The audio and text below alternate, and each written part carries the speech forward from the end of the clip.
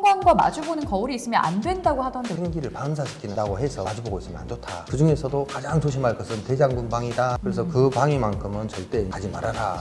태도 급주하는 뭔가요? 잠자는 방향 이야기 한번 풀어주시죠. 이것만 따져주시면 어떤 자리여도 무난해요. 그렇지 않으면 절대 못 자요. 사람. 근데 엄밀히 따지면 해바라기는 집에다 두는 게 아니에요. 한 가지 더 추천한다고 하면 현관에서 빗질 할 때 밖에서 안으로 빗질해야 되나요? 참 뭐라고 지금 답변을 해야 될지 모르겠네.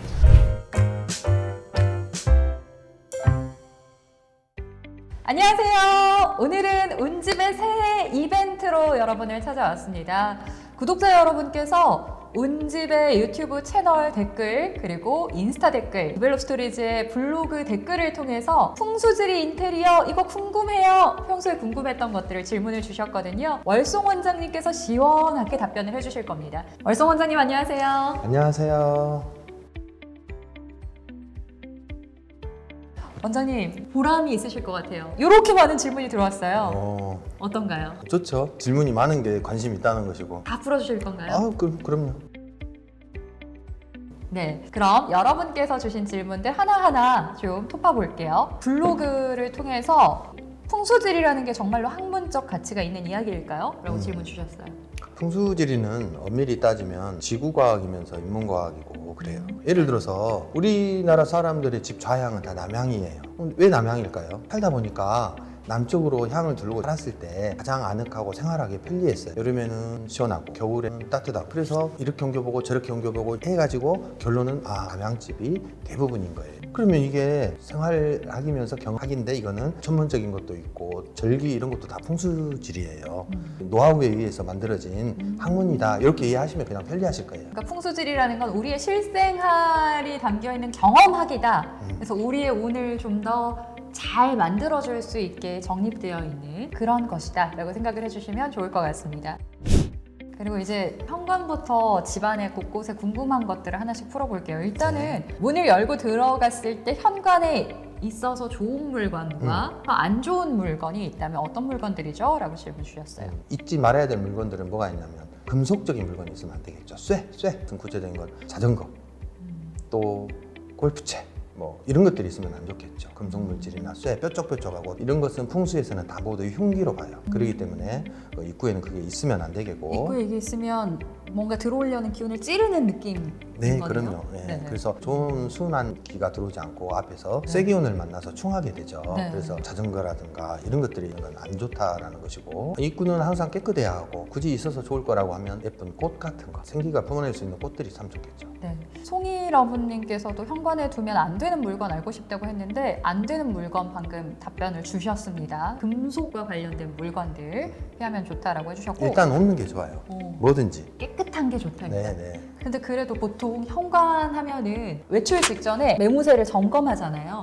그런 거울이 있기 마련이거든요. 네. 현관과 마주보는 거울이 있으면 안 된다고 하던데 왜 그런지요? 라고. 방금 말씀드린 것처럼 좋은 생기, 좋은 운은 현관을 타고 들어오는 것이잖아요. 거울은 일단은 반사의 의미가 조금 강해요. 생기를 반사시킨다고 해서 우리가 현관을 마주보고 있으면 안 좋다라고 하는 거예요. 그러면 현관에 딱 들어갔을 때 마주보는 거울 말고 왼쪽과 오른쪽 있잖아요. 거울이 어디에 있으면 좋을까요? 원리를 좀 이해하고 계시면 돼요. 풍수의 기본 원리는 배산임수이고 좌청룡 우백호 막 이런 말을 해요. 나를 기준으로 좌측 왼손이 있는 곳을 좌청룡이라고 우측을 우백호라고 해요. 이거를 어떻게 응용을 하냐, 집 안에 서 있는 내가 현관으로 밖을 바라보고 있는 거예요. 그러면 좌청룡, 좌는 남자를 뜻해요. 남자를 뜻하면서 관운을 뜻해요. 권력. 운은 여자를 뜻해요. 여자를 뜻하면서 돈을 뜻하는 거예요. 그래서 거울을 좌측에 걸면 권력, 권위, 그렇죠. 우측에 거울을 놔두면 대물. 네. 그래서 거울을 좌측에 걸면 좋아요, 우측에 걸면 좋아요 이런 질문이 많이 있는데 똑같아요. 어느 쪽에 걸든 보세요. 좌측에 걸어서 관운이 높아지면 권력이 생기면 재물은 생기는 거고, 네. 우측에 걸어서 재물이 많아지면 권위는 저절로 생기는 거예요. 양쪽에 놓으면 어쩔까요? 너무 과한 것은 과유불급이라고. 그래서 어느 한쪽에만 편리한 곳에 한쪽에다 놓으시면 될 수 있어요. 그럼 좌측, 우측 상관없다고 말씀해 주셨는데 전신 거울 괜찮나요? 전신 거울 어디에 둬야 될까요? 라고 하셨는데 사람 몸을 전체를 다 비추는 전신 거울은 약간 도화살이라고 하는 도화운을 좀 생하게 해요. 만약에 얼굴만 비추는 거울이 있고 전신을 다 비추는 거울이 있다고 하면 어느 쪽에 더 신경이 더 많이 갈까요? 전신을 다 비추는 쪽에 신경이 많이 가겠죠. 그래서 아무래도 된다. 바람이 날 수 있다. 멋을 부리게 된다. 그래서 화분이라든가 시트지 이런 걸로 좀 가려서 상반신만 나오게끔 보완을 해줘라 라고 이제 우리 비버 풍수에 있어요. 궁금한 거는 가게들 보면 네. 큰 전신 거울 두고 사진 찍는 거 요즘 유행이란 말이에요. 미러샷, 샵은 거울샷. 괜찮아요. 사람을 끌어들이니까 도화살이. 바람이 나야 그 샵이 잘 되죠. 몰려들죠. 그러면 집안에서는 전신 거울은 조금 옷방에다만 넣어놓으시면 돼요. 옷방은 괜찮나요? 네, 그럼요.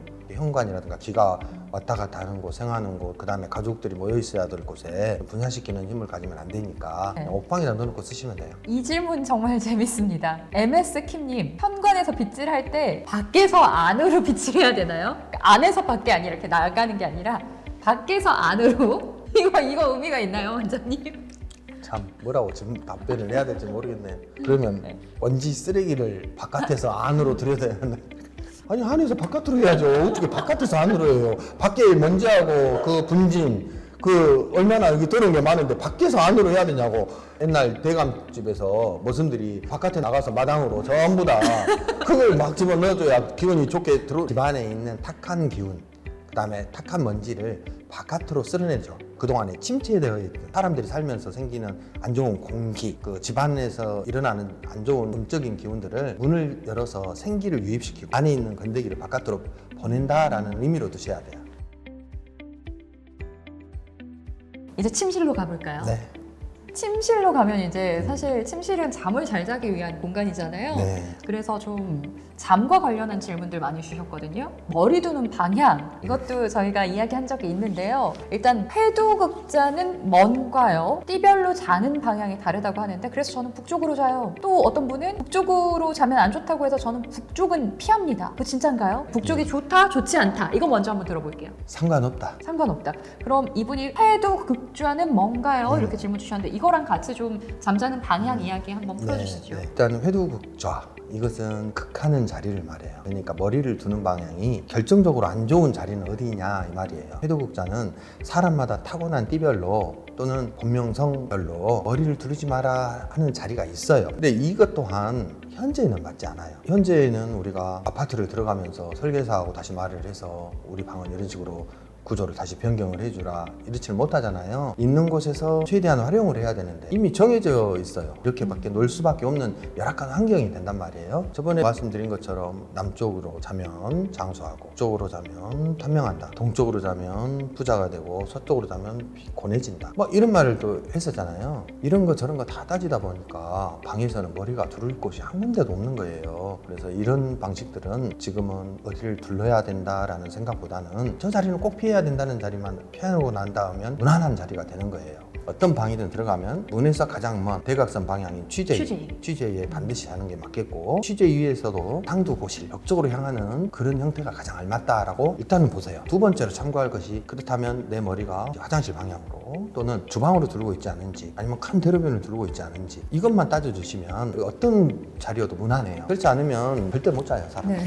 회두극자는 그러니까 띠별로 피해야 하는 방향이 있다. 머리를 두면 안 되는 방향이 있는 걸 뜻하는데, 그것보다는 현실에 맞게 방금 알려준 방법을 좀 활용하라 라고 말씀해 주셨습니다. 본명궁 이야기가 나와서 그런데요. 네. 저도 너무너무 궁금해요. 집에 여러 사람이 살 때 본명궁 누구 걸 따라야 되나요? 이런 질문들 많이 주셨거든요. 일단 집 인테리어를 할 때 벽지랑 장식물, 옷장 색깔도 본명궁에 따라서 하면 되나요? 억울하지만 우리나라 전통 이렇게 풍수라든가 명리라든가 모든 사상은 집안의 대주를 기본으로 하는 사상이에요. 그래서 볼 때는 보통 가장을 중심으로 따르고, 전체적인 톤은요, 그 다음에 아이 방에는 아이한테 맞는 본명궁을 좀 첨가해 주시면 좋고, 각자 방에는 다 그렇게 하시면 될 것 같아요. 안 그래도 딱 그 질문 주셨거든요. 금전운이랑 금슬운도 색깔별로 다르다는데 부부 중 누구의 색깔로 해야 하는지 궁금하네요 라고 해주셨는데, 이런 경우는 안방을 기준으로 하거든요. 세심하게 보면 안 되고요. 각 개개인의 본명궁으로 무슨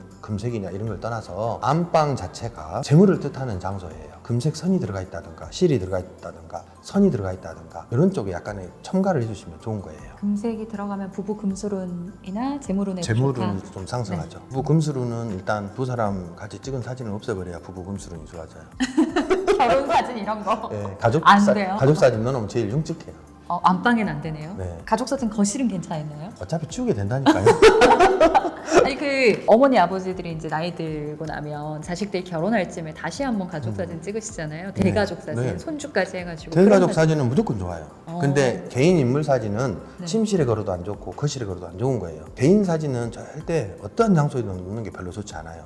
무조건 놓을 거면 한 개 정도 조그만 거는 괜찮아요. 어느 방에 가보면 막 아이들 사진 막 뭐 영정 사진도 아니고 막 쫙 해놓고 이런 거 별로 좋지 않아요. 그림 관련해서, 그러니까 소품 관련해서들 질문 주셨는데 소품 집안에서 많이 활용하죠. 요즘 인테리어 소품들 예쁜 거 너무너무 많거든요. 네네. 집안에 해바라기 그림을 놓아두면 좋다는데 왜 그런가요? 해바라기 말고 다른 그림 좋은 것도 알려주세요 라고 네. 블로그로 댓글 주셨네요. 일단 많은 사람들이 많은 그림을 놔두고 항상 해바라기 하죠. 해바라기는 일단 태양이란 그다음에 씨가 엄청 많잖아요. 소득, 열매 이런 것을 의미하고 색 자체가 황금색이라 금전운을 불러온다라고 말을 해요. 근데 엄밀히 따지면 해바라기는 집에다 두는 게 아니에요. 왜요? 사무실에다 두는 거예요. 군락을 이루고 있잖아요. 네. 해바라기가. 그래서 사무실이나 업소나 매장이면 금전운이 상하게 하는 거고 집에서 둘 수 있는 좋은 그림으로는 목단이라고 그 파토에 보면 있어요. 그 그림 액자를 두면 부기, 영화, 장수 이런 거거든요. 한 가지 더 한다면 청사과 이런 것을 두면 금전운이 굉장히 생하고 사람들이 건강해지고 네. 이러한 운기를 조금 준다고 여겨요. 한 가지 더 추천한다고 하면 폭 위에서 막 하늘 높이 떨어진 거 말고 적당히 그림 액자의 절반 정도 폭포가 이렇게 떨어져서 그 물이 나한테 이렇게 오고 있는 모습, 흘러가는 모습 말고 나한테 이렇게 오는 모습, 이런 그림 같은 것들이 금전운을 생하게 하고 집에서 두면 아주 좋은 소품이라고 할 수 있어요. 사업장이나 매장에서 또는 장사하는 곳에서 두면 좋은 그림 중에 하나는 감나무예요. 감나무. 특히 홍시나무. 왜 그러냐면 일은 한자로 사자, 일사자라고 하잖아요. 근데 감홍시도 이 시자가 발음이 중국식 발음이 똑같아요. 그래서 일은 곧 감이다. 우리 일감 물어온다 라고 하죠. 사업장이나 매장에는 홍시나무가 이렇게 주렁주렁 달린 걸 들으면 일감이 잘 온다고 해서 많이 활용하고 있어요. 지금 코로나19 때문에 막 영업 제한 이런 것 때문에 힘드신 분들 많거든요. 네. 감나무 하나 심어두지 못할 망정 그림으로라도 하나 두고 좀 손님들 많이 팍팍팍팍 가셨으면 네. 일감이 막 팍팍팍팍 몰렸으면 하는 홍시. 바람입니다. 홍시나무. 네. 현관문이나 방문에 풍경이라고 해서 네. 문 열고 닫을 때 뜨르릉 이렇게 소리 나는 거 달아두시는 분들도 있더라고요. 네. 풍경 집에 방문이나 뭐 현관문 어디에 달아두면 좋을까요? 현관문, 나머지는 그냥 다루지 마세요. 현관문만 좋아요. 풍경을 달면 풍수적으로 어떤 의미가 있어요? 현관문에 다루라고 하는 것은 침체되어 있는 탁기를 오고 가면서 소리를 진동, 파장을 이용해서 생기화시키고 신호를 줘서 긴장하게 만드는 거예요. 바깥에 있는 안 좋은 기운들을 긴장하게 만든다고 그래요. 예전에 대감마님들이 전통 사극에 보면 입구에 서서 이렇게 말하거나 에헴 그러거나 이리 오거나 막 이러잖아요. 근데 이런 것들이 정화의 의미가 있어요. 대감이 바깥으로 나갈 때도 대문 앞에 서서는 큰 소리로 헛기침을 한번 하죠. 안에 있는 좋은 사람들 나가니 혹시라도 밖에 있는 안 좋은 기운들이나 영적인 것들이 있다고 하면 피해라라는 뜻으로 그렇거든요. 그래서 현관 입구에 항상 풍경을 달아서 길을 생하게 해준다라는 의미가 있어요.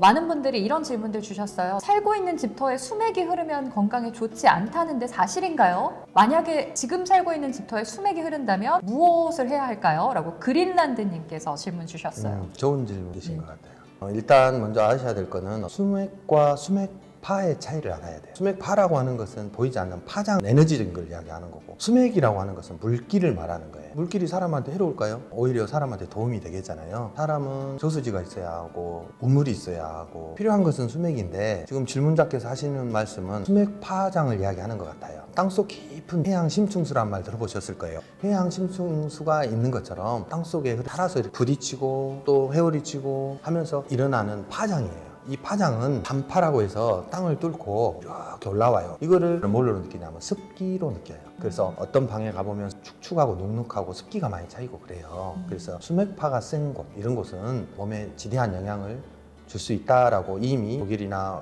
뭐 미국이나 네덜란드나 이런 데서는 수맥 파장이 많이 형성되어 있는 것 같은 건축을 못하게끔 하고 있어요. 이미 네덜란드나 그런 쪽을 네, 독일이나. 반영하고 있네요. 네, 그럼요.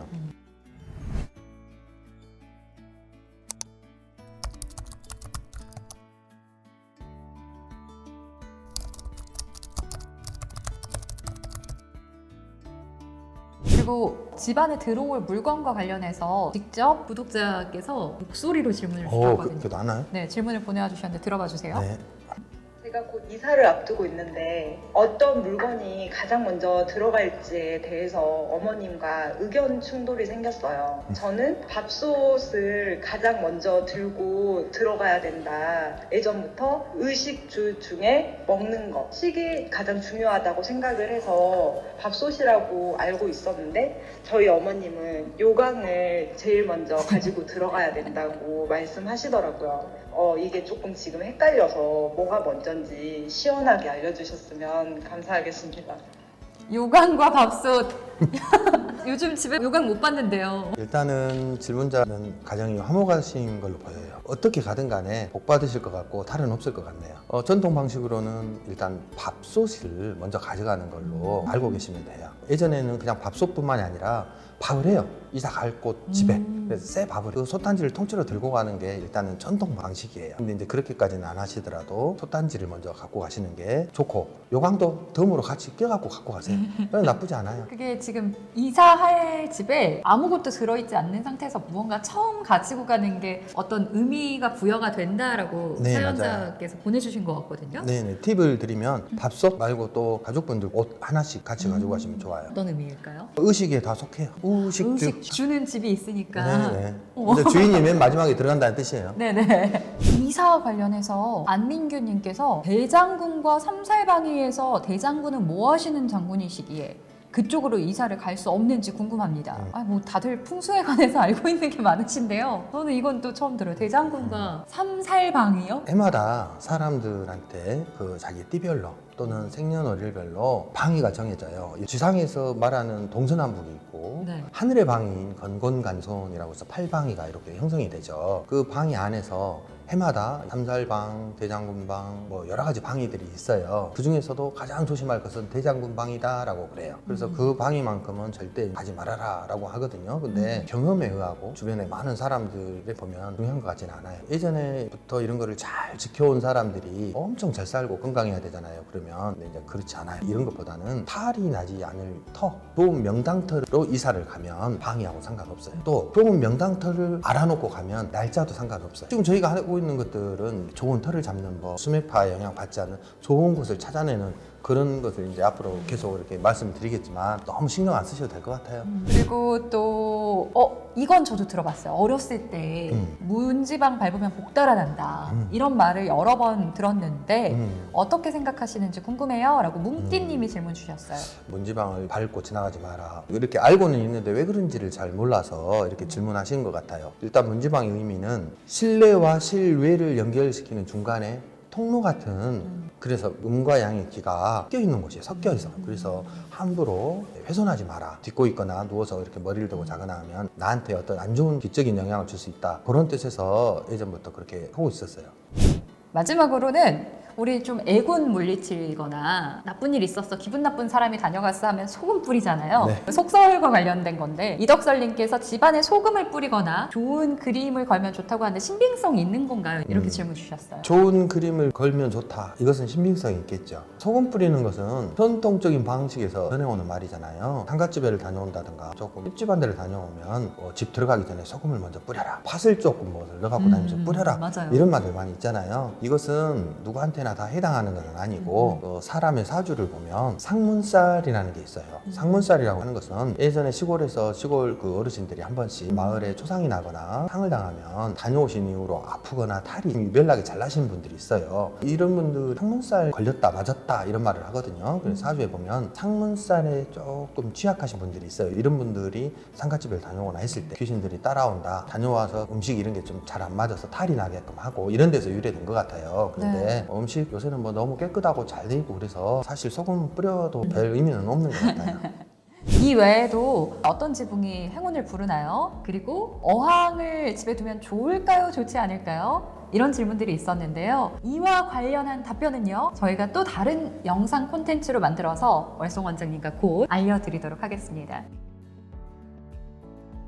원장님 이렇게 질문들 받아봤는데 어떠셨어요? 오늘 영상이 참 뿌듯했네요. 많은 분들이 보시고 의문을 많이 가져주시고 반문을 많이 해주시고 이렇게 해야 찍는 사람도 사실은 힘이 나거든요. 더 웃긴 거, 더 재밌는 거, 정말 알찬 거 엄청 많이 있거든요. 우리 그러니까 더 많은 관심 가져주시고 질문은 조금 더 하세요. 이 정도 갖고는 안 돼요. 조금 더 하시는 게 좋을 것 같아요. 월송 원장님과 오늘 새 이벤트로 여러분의 질문 함께 나눠봤습니다. 네, 언제든지 궁금한 사항들이 생겼을 때는요, 디벨롭 스토리즈 블로그 또는 온집 유튜브나 인스타그램 통해서 다이렉트 메시지나 댓글 남겨주시면 저희가 시원하게 풀어드리도록 하겠습니다. 월송 원장님과의 오늘 이야기 도움이 되셨다면 구독과 좋아요. 눌러주세요. 안녕.